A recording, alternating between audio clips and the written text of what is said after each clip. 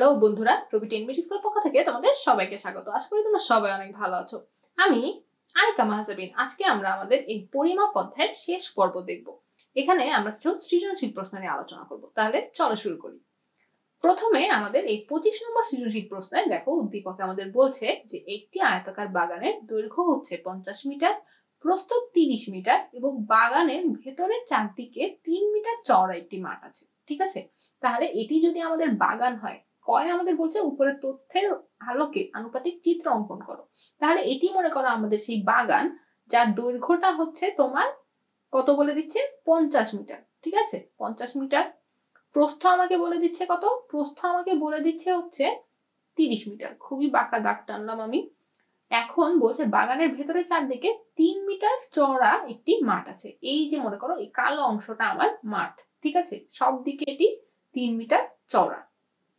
তো এই বাগান এবং মাঠ অথবা রাস্তা এবং তোমার হচ্ছে নদী, এই টাইপের জিনিস নিয়ে আমরা আগেও অনেক আলোচনা করেছি। ক্ষয় বলছে যে এই রাস্তার ক্ষেত্রফল কত। তাহলে রাস্তার ক্ষেত্রফলটা আমরা কিভাবে বের করব বলতো? রাস্তার ক্ষেত্রফল হচ্ছে আমরা প্রথমে এই রাস্তাটি সহ এই সম্পূর্ণ বাগানের ক্ষেত্রফল বের করব। সেটা কত বলতো? 50 গুণ 30, এত বর্গমিটার, তাই না? এত বর্গমিটার। আবার দেখো রাস্তা বাদে আমার দৈর্ঘ্যটা কত হবে বলতো? এই 50 থেকে দুই দিকে 3 বাদ দিলে যত হয়, অর্থাৎ 50 থেকে আমার 3 গুণ 2 6 বাদ দিতে হবে। তাহলে এই রাস্তা বাদে আমাদের এই বাগানের দৈর্ঘ্য হবে হচ্ছে 50 বিয়োগ 6 অথবা 44 মিটার। ঠিক আছে, অনুরূপ ভাবে দেখো এদিকেও আমাদের 3 মিটার, এদিকেও আমাদের 3 মিটার। তাহলে রাস্তা বাদে আমাদের এই বাগানের প্রস্থ হবে 30 বিয়োগ 3 গুণ 2 অর্থাৎ কত বলতো? 24 মিটার।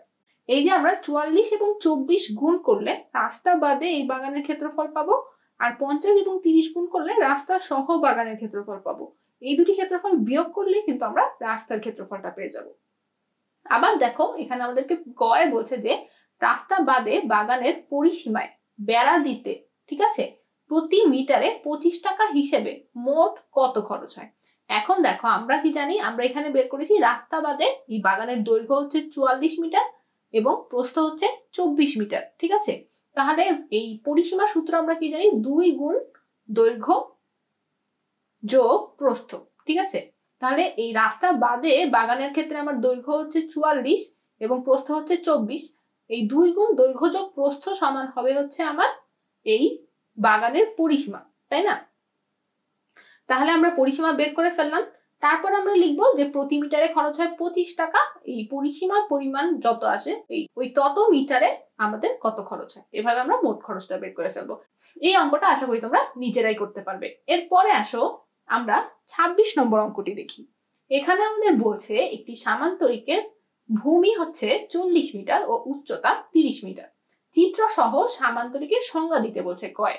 এখন দেখো এটি মনে করো আমাদের একটি সামান্তরিকের ছবি, যার ভূমি হচ্ছে এই নিচের অংশটা এবং এই ভূমি থেকে অপর বাহু পর্যন্ত লম্ব দূরত্ব হচ্ছে উচ্চতা। এখন সামান্তরিকের সংজ্ঞা হচ্ছে যে চতুর্ভুজের বিপরীত বাহু দুটি পরস্পর সমান ও সমান্তরাল। এই দুটি বাহু দেখো পরস্পর সমান ও সমান্তরাল এবং কোন কোণ সমকোণ নয়। এখানে দেখো কোন কোণই সমকোণ নয়, তাকে সামান্তরিক বলে। এরপর ক্ষয়ের ক্ষেত্রে দেখো, ক্ষয় আমাদেরকে প্রশ্নে কি বলেছিল? প্রশ্নে বলেছিল সামান্তরিকের ক্ষেত্রফল নির্ণয় করো। আর গয়ে বলেছে সামান্তরিকের ক্ষেত্রফল যদি বর্গক্ষেত্রের ক্ষেত্রফলের সমান হয় তবে বর্গক্ষেত্রের পরিসীমা নির্ণয় করো।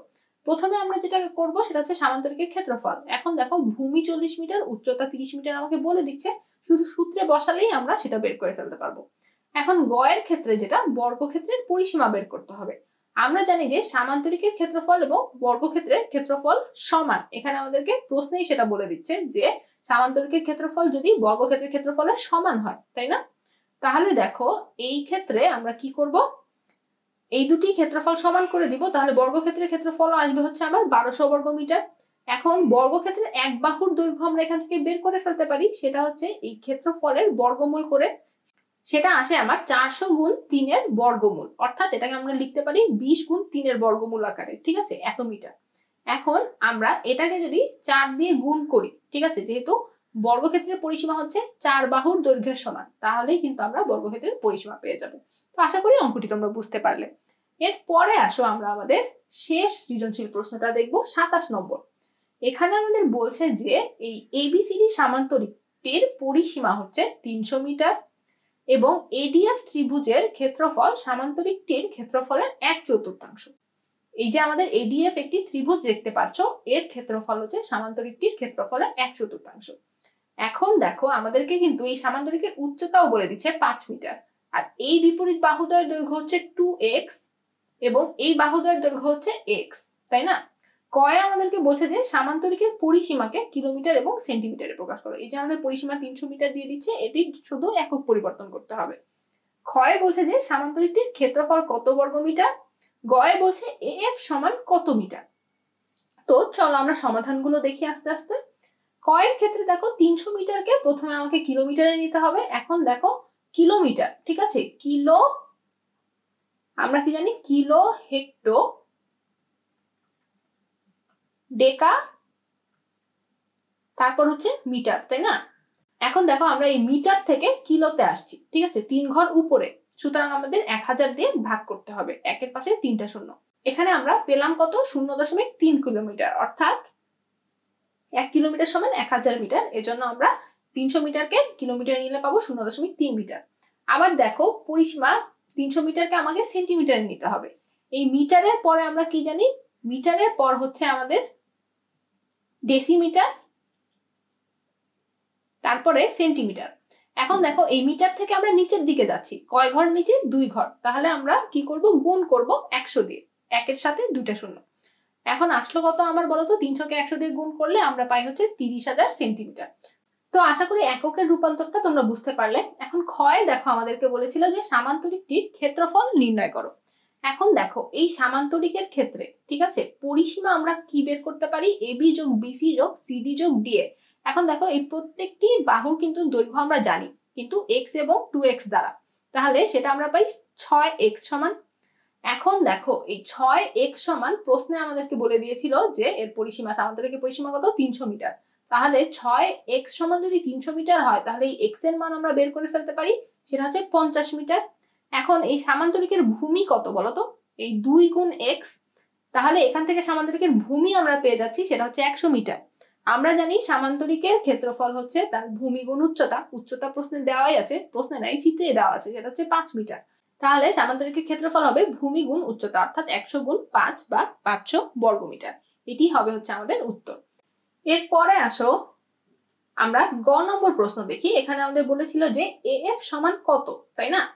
এখন উদ্দীপকে আমাদের বলেছে যে ত্রিভুজ এডিএফ এর ক্ষেত্রফল হচ্ছে সামান্তরিকের ক্ষেত্রফলের 1/4। সেই অনুযায়ী আমরা লিখতে পারি ত্রিভুজের ক্ষেত্রফল সমান 1/4 গুণ সামান্তরিকের ক্ষেত্রফল। এখন সামান্তরিকের ক্ষেত্রফল আমরা খ থেকে পেয়েছি 500 বর্গমিটার, তাই না?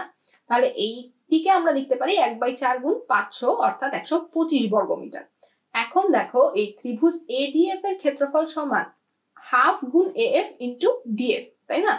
তো এখান থেকে আমরা এই ত্রিভুজ এডিএফ এর ক্ষেত্রফলের পরিবর্তে যদি লিখে দিই 125, তাহলে সরল করলে এবং এই ডিএফ এর মান যদি 5 লিখে দিই, ঠিক আছে, ডিএফ এর মান আমরা জানি যে এই উচ্চতা হচ্ছে 5 মিটার, তাহলে এখান থেকে সরল করে আমরা এএফ এর মান বের করে ফেলতে পারি, যেটা আসে হচ্ছে 250 ভাগ 5, অর্থাৎ 50 মিটার। এটি আমাদের উত্তর। তো এটি ছিল আমাদের শেষ সৃজনশীল। আশা করি এই অধ্যায়ের অঙ্কগুলো নিয়ে তোমাদের আর সমস্যা থাকার কথা না। তো তোমরা এই অঙ্কগুলো একটু নিজেরা ভালোভাবে প্র্যাকটিস করবে। সবচেয়ে বেশি তোমাদেরকে যে জিনিসটা মাথায় রাখতে হবে, এককের রূপান্তর গুলো, ঠিক আছে, মেট্রিক টন, তারপরে বর্গ ফুট, বর্গ ইঞ্চি, এই জিনিসগুলো তোমাদের খুব ভালোভাবে মুখস্থ রাখতে হবে এককের রূপান্তরের ক্ষেত্রে। তারপর কিলোমিটার থেকে ডেকামিটার, ডেসিমিটার, মিটার থেকে হেক্টোমিটার, এই সব জিনিসগুলো তোমাদের অনেক লাগবে অঙ্কের ক্ষেত্রে। তো আশা করি এই জিনিসগুলো তোমরা ভুল করবে না, এই অঙ্কগুলো তোমরা একটু ভালোভাবে দেখবে। এর পরের দিন আমরা বীজগণিত শুরু করবো, অর্থাৎ 4.1 শুরু করবো। তাহলে ভালো থাকো, ধন্যবাদ।